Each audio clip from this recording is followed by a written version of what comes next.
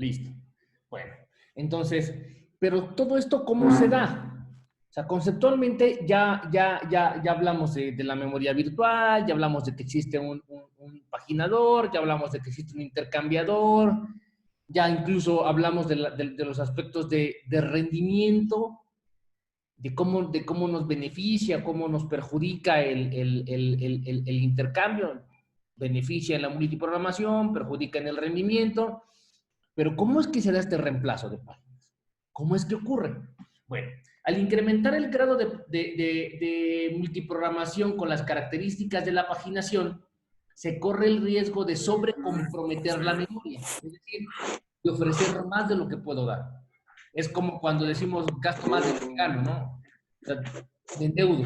Entonces, si gasto más de lo que gano, ¿qué va a pasar? Que voy a acabar la quincena, voy a acabar el mes, voy a acabar con deuda. Y la siguiente quincena, pues mi deuda más grande, y así me la voy a llevar. Lo mismo pasa con la memoria. Si empiezo a permitir la ejecución de más procesos, porque tengo multiprogramación, tengo paginación bajo demanda, tengo espacio de respaldo, sí, es ejecutar, ustedes no se preocupen. Lo que va a pasar en algún momento dado es que voy a sobrecomprometer la memoria. Una vez que un proceso ya está en ejecución, no está chido que le diga ya no te puedo ejecutar. Porque ahí empezaría yo a violar los principios de funcionamiento de para qué sirve un sistema operativo. Está padre que a un proceso le digas, no te puedo ejecutar porque no tengo memoria, pero no lo dejo iniciar. Pero no que ya inició, ya va avanzando en su funcionamiento y de repente le diga, adiós porque no tengo memoria. Eso no está padre. Entonces, esto va a ocurrir porque debido a que los procesos que están ejecutando en algún momento van a demandar más memoria de la que físicamente está disponible. El reemplazo de páginas es una parte fundamental de la paginación, ya que es la pieza que va a posibilitar una verdadera separación entre la memoria lógica y la memoria física. Esta pieza del rompecabezas es extremadamente importante. El mecanismo básico a ejecutar es simple. Si me preguntas, oye, ¿qué tiene que hacer el paginador?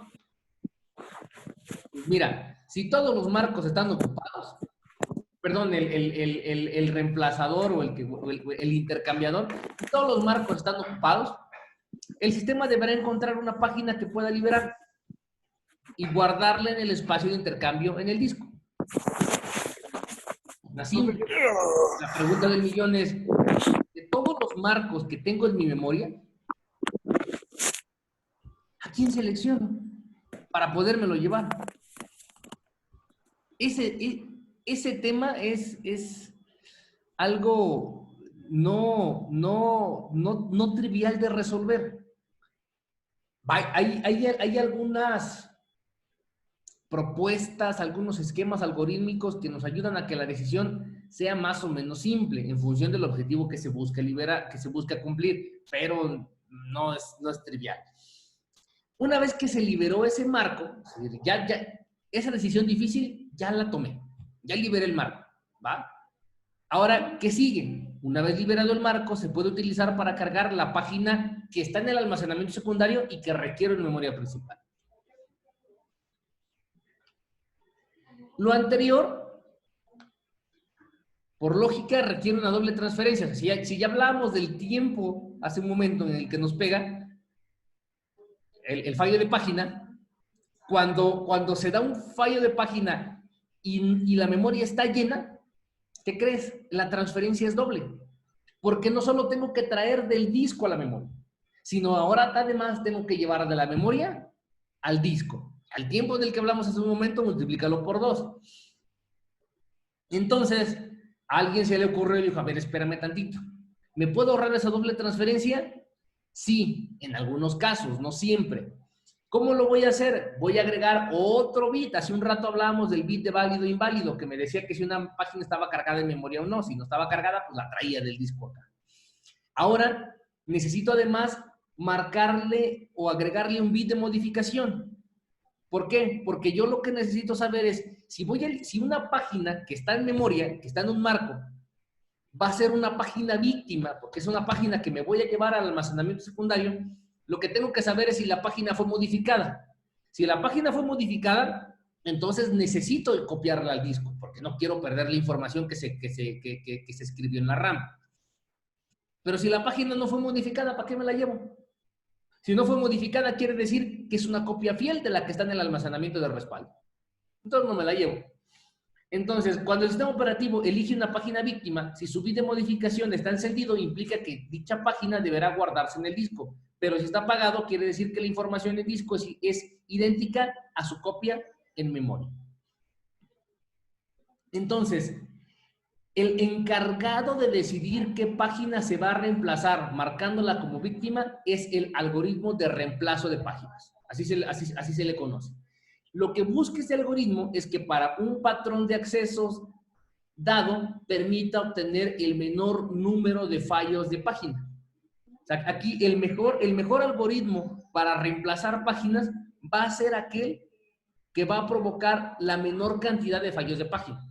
Si provoca la menor cantidad de fallos de página, entonces, recordando un poquito la parte de rendimiento, quiere decir que me va a repercutir en menor manera.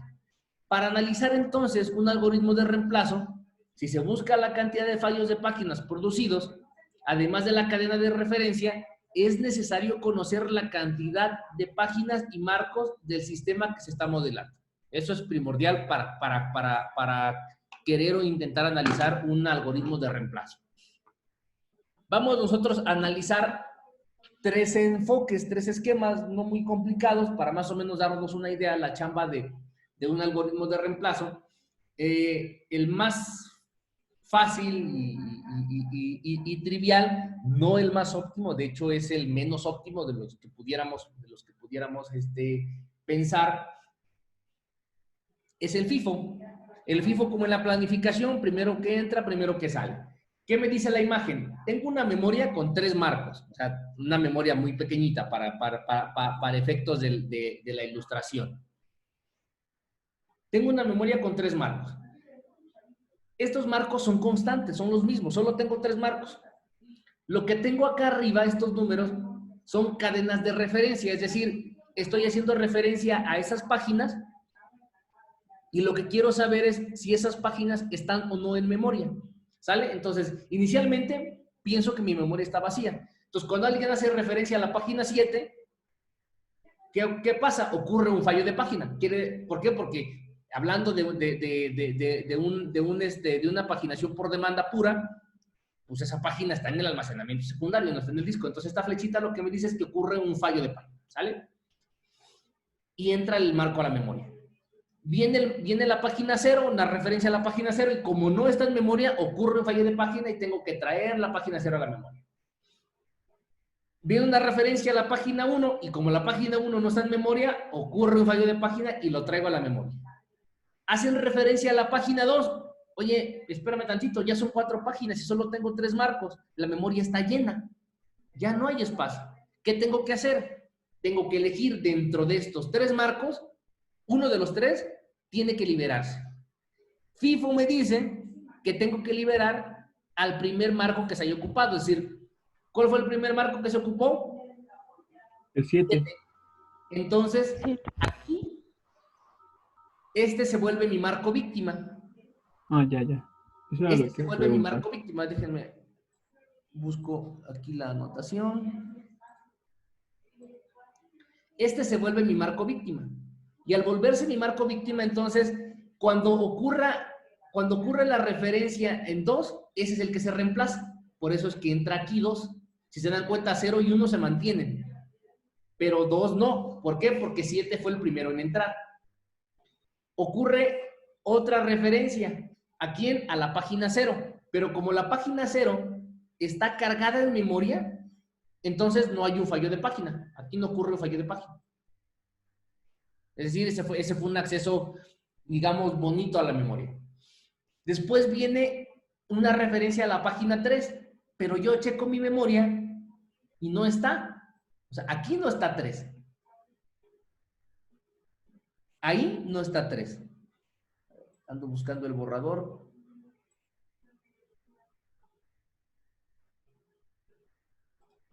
Aquí no está 3. Entonces,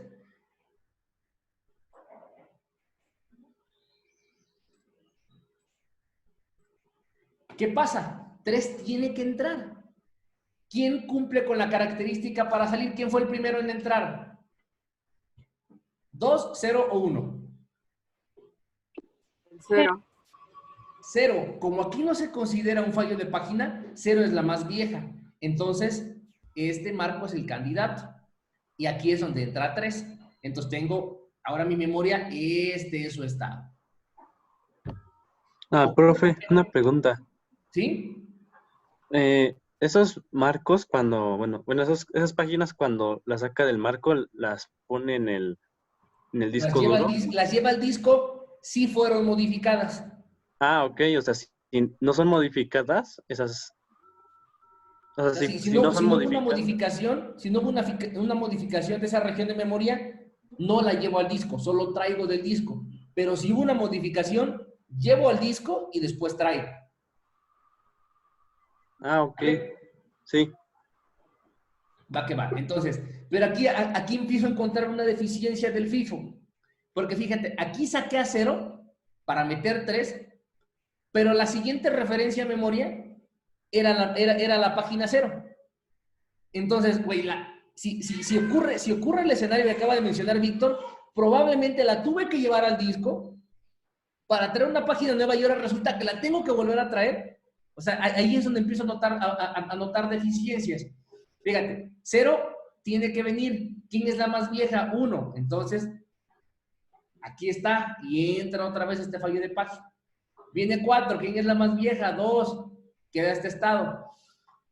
Acabo de sacar 2 aquí para que entrara 4 y el siguiente acceso a la memoria vuelven a hacer referencia a 2. Entonces hay otro fallo de página.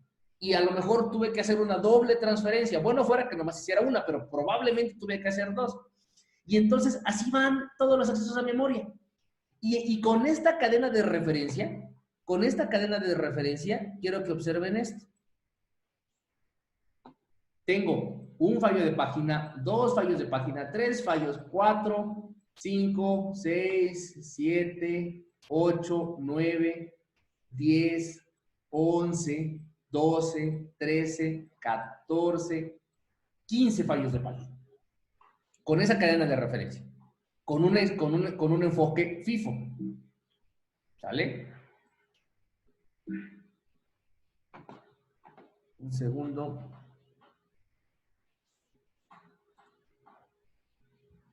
Ahora, observen lo que ocurre con un algoritmo óptimo de reemplazo de página. Ojo, FIFO pudiera ser implementable, o sea, lo pudiera programar, es algo que se puede hacer. Este algoritmo, el óptimo, no hay forma de programar. Ahorita se van a dar cuenta ustedes. ¿Por qué? Los primeros 4 accesos son muy parecidos, es más, los primeros 5 accesos son idénticos a lo que ocurrió con FIFO, pero observen lo siguiente. Viene 7, una referencia a la página 7, se carga la memoria porque no está, viene 0, se carga la memoria porque no está, viene 1, se carga la memoria porque no está, viene 2, y lo primero que tengo que hacer aquí, según este enfoque, es no selecciones a la primera en entrar, sino busca en tu cadena de referencia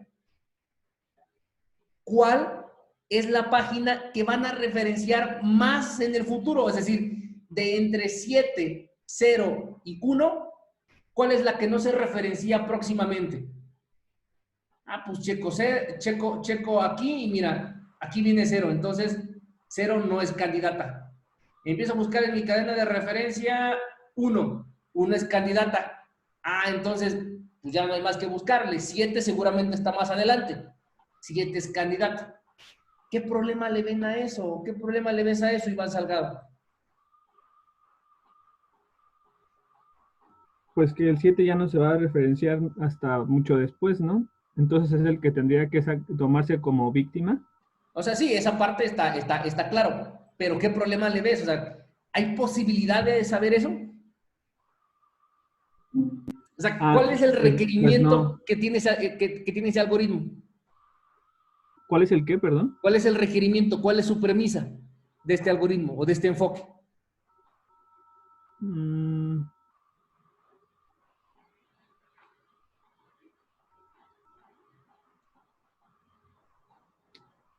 ¿Qué No, tuve que pues, hacer para poder elegir a 7? Pues primero ver cuáles necesitamos, van a ser las referencias que, bueno, cuáles van a ser eh, el carácter que se va a tomar más en cuenta en el futuro. La página que se va a tomar en el futuro. Ok, ¿tú qué me responderías si yo te dijera, oye, Iván, ¿va a llover mañana? Ah, pues no, no sabría. Hay ¿Por qué? O probabilidades, sea, pero no.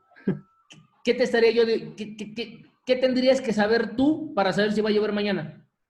¿Qué característica, qué cualidad deberías tener? ¿Será divino? Conocer el ¿Predecir el futuro. futuro?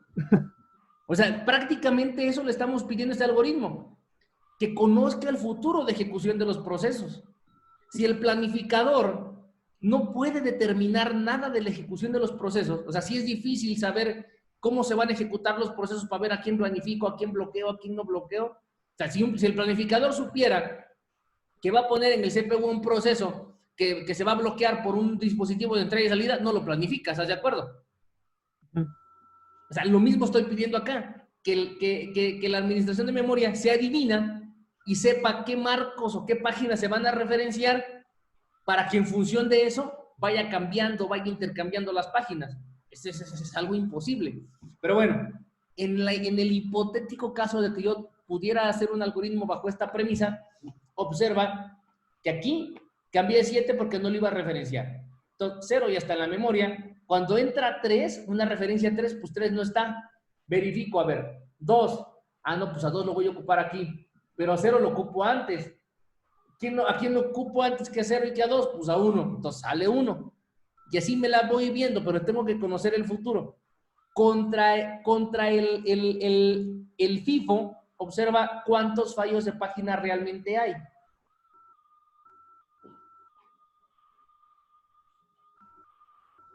Este no es un fallo de página, este no es un fallo de página, este no es un fallo de página, este no es un fallo de página, este no es un fallo de página, este no es un fallo de página. O sea, comparado con el anterior, de los 15 fallos de página que tuve con el FIFO, con la misma cadena de referencia, con los mismos marcos, en este algoritmo tengo 1, 2, 3, 4, 5, 6, 7, 8, 9.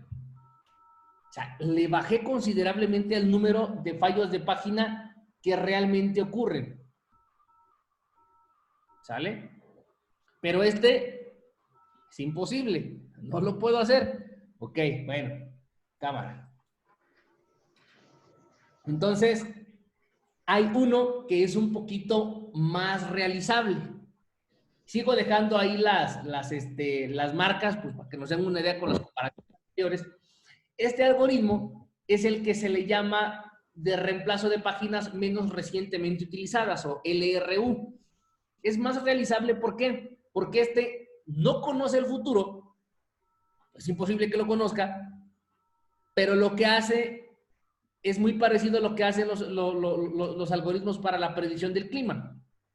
O sea, los algoritmos de predicción del clima no son adivinos, no saben qué va a pasar mañana, pero saben qué ha pasado en el pasado.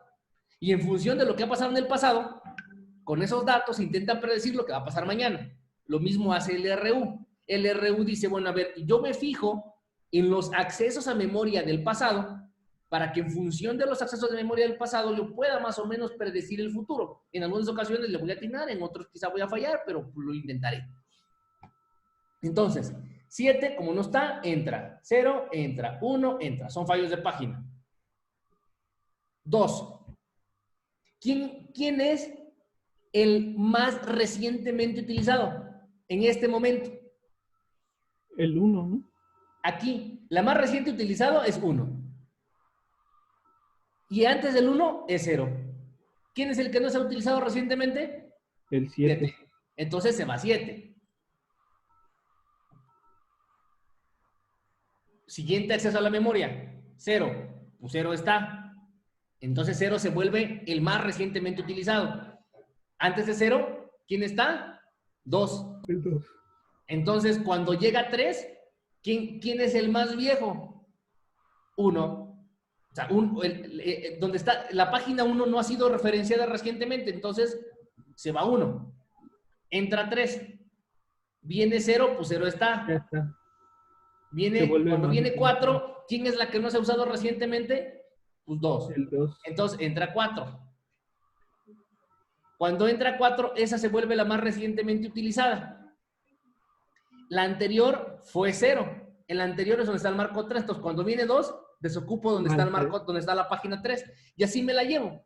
¿Me la llevo con base en qué? Con base en la estadística del pasado. Entonces, si yo comparo, realmente hay un fallo de página aquí, aquí, aquí, aquí, aquí, aquí, aquí, aquí. Aquí hay fallo de página, aquí hay fallo de página, aquí hay fallo de página, aquí hay fallo de página. Los cuento. 1, 2, 3, 4, 5, 6, 7, 8, 9, 10, 11, 12. O sea, si se dan cuenta, con la misma cadena de referencia, y eso lo vamos a poder observar con otras cadenas de referencia y con obviamente con marcos constantes, que el LRU no es tan malo como es el FIFO, no es tan bueno como es como es el óptimo, pero está a la mitad de los dos. Entonces, los algoritmos implementados ya en la práctica, en la vida real, en los sistemas operativos, son optimizaciones de este. O sea, lo que buscan de algún modo es, parten de la premisa de las referencias del pasado hacia las páginas para poder predecir las referencias del futuro y con base en eso elegir a los marcos víctima o a las páginas víctima para poder hacer ese reemplazo de página. Pero se basan en la premisa de lo que hace el RU. Es como la base con la que los algoritmos implementados ya en los sistemas operativos en la vida real funcionan. Profe. ¿Sí? Aquí en ese último marco en el que mencionaba, aquí en donde está el 3, ¿no tendría que ser 0? No, aquí, si te das cuenta, en este momento, aquí, ¿quién entró? Entró 4. Entró 4. ¿Sale? Cuando va a entrar 2, dicen, de estos 3 marcos, de estos tres, ¿quién es el que se referenció más anteriormente? La referencia inmediata anterior es 4. Antes de 4, ¿quién está? El 0. 0. Entonces, ¿quién es el más viejo? El 3. El 3. Por eso 2 entra en el lugar de 3. Y aquí, por eso, donde le marco el 3, ahí no debería ser 4, 0, 2. ¿O por qué está 3 ahí? Tienes razón, es un error de la imagen. Lo voy a corregir. Okay. No, perdón, si no lo había notado. Es un error de la imagen. Aquí tendría que estar 0. Ok. De hecho, si te das cuenta, en el siguiente acceso a la memoria, cuando viene 3, dicen, ¿quién es el más viejo? Aquí entró 2, este es nuevo. Entonces no se toca. ¿Quién es antes del 2? El 4, no se toca. ¿Quién es el candidato entonces? El 0. Pero por eso aquí tienes razón, aquí debería ser 0. La voy a corregir. Y entonces sí entraría el 3 ahí. Y por eso es que 3 entra aquí. Muchas gracias por la observación, compañero. Entonces, profe, sí se basa en quién es más viejo en el tiempo, ¿no? Se basa no en el primero que entró, se basa en las referencias, aquí, en estas referencias. FIFO se basa en el primero que entró. Por ejemplo, cuando llega aquí, FIFO dice, ¿quién fue el primero que entró? El primero que entró fue 7. Pero si tú observas,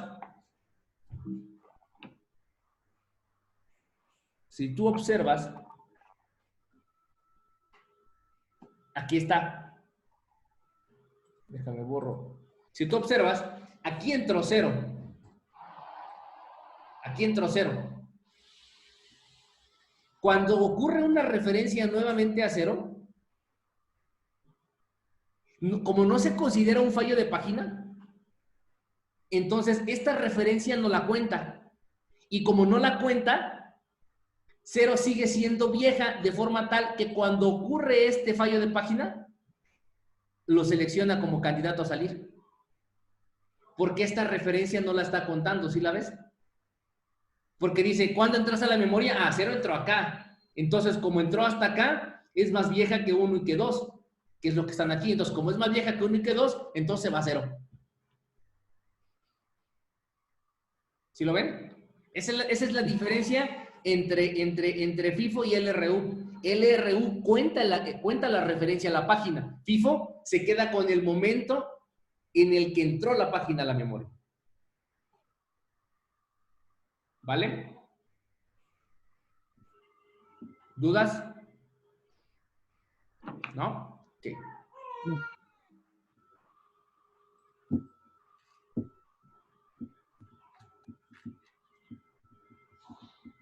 Ok, entonces, déjenme algún lado que no me deja ver. Hablando del reemplazo, tenemos estrategias. El reemplazo local. El reemplazo local busca mantener estable, tanto como sea posible, el cálculo hecho por el esquema de asignación utilizado.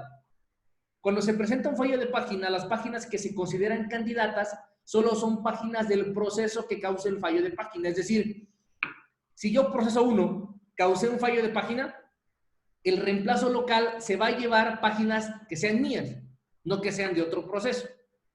Un proceso tiene asignado su espacio de memoria física y se mantendrá de la misma manera en tanto el sistema operativo no tome otra decisión.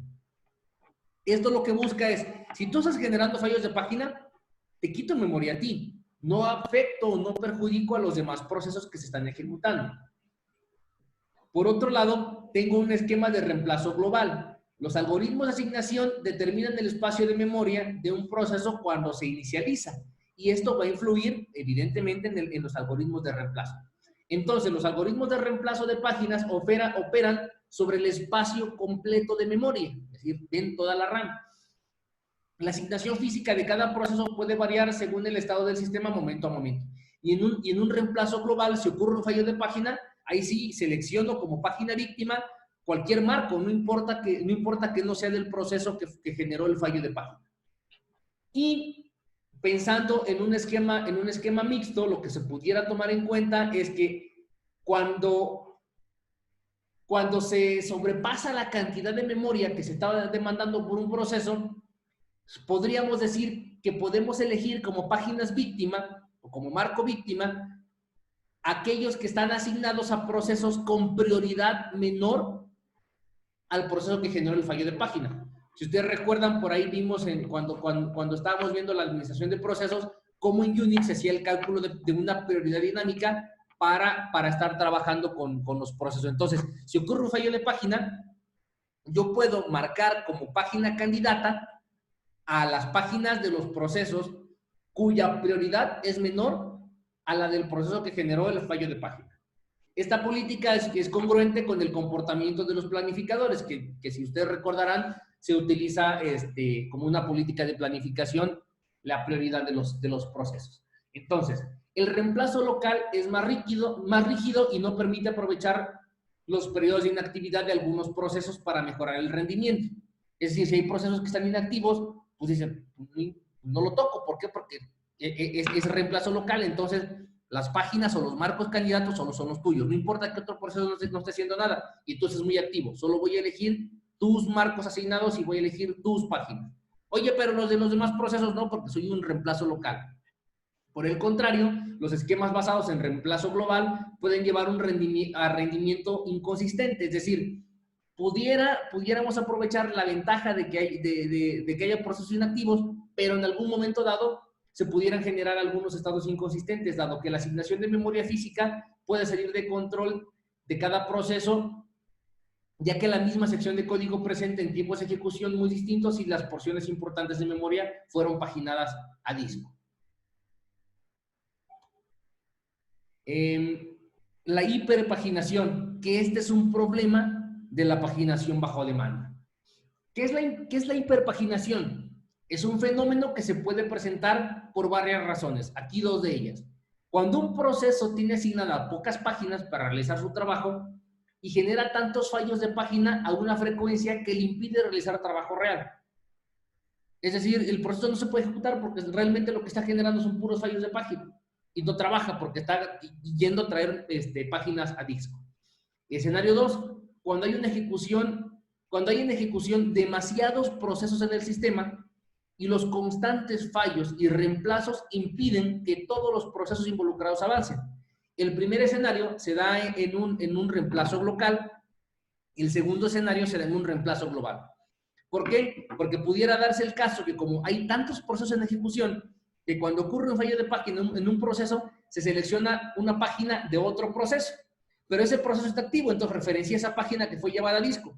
Va a provocar otro fallo de página, va a traer su página, pero para poder traer su página va a seleccionar una página de otro proceso que también es activo. Y entonces van a ser fallos de página recurrentes y lo que va a pasar es que no solo un proceso se ve afectado como en el escenario 1, sino que todos o varios procesos del sistema se vean afectados.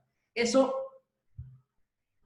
va a ser catastrófico porque en algún momento dado, pues mi sistema pues, va a crashear y simplemente se me va a trabar y nada va a funcionar.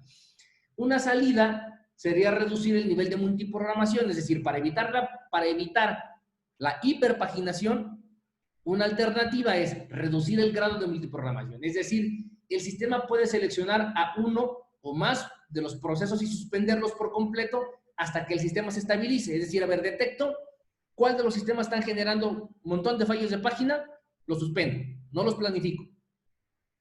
Por eso de repente se me llegan a trabar 1 o 2 procesos, pero otros siguen funcionando. Suspendo 2 o 3 procesos o 4, los que el sistema considere pertinentes, para que el resto siga funcionando bien. Ya que el sistema se estabiliza, los empieza a planificar nuevamente.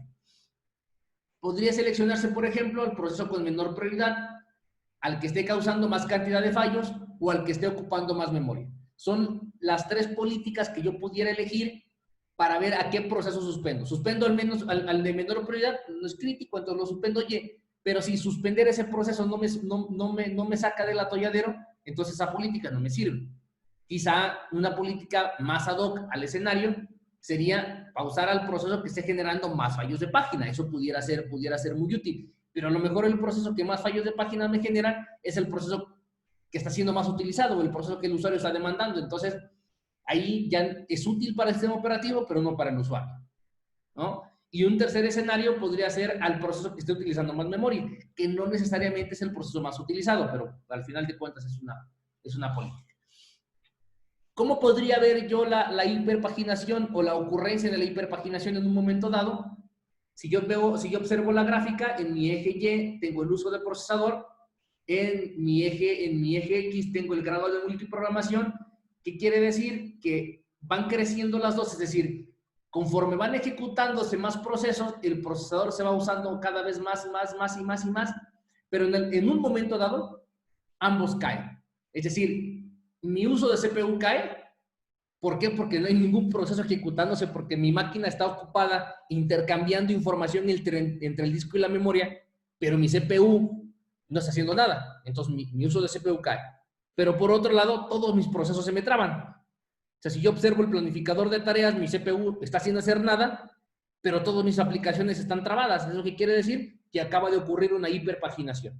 ¿Y eso por qué? Porque estoy llevando y trayendo demasiadas páginas del disco a la memoria RAM, pero ninguno de mis procesos realmente se está ejecutando.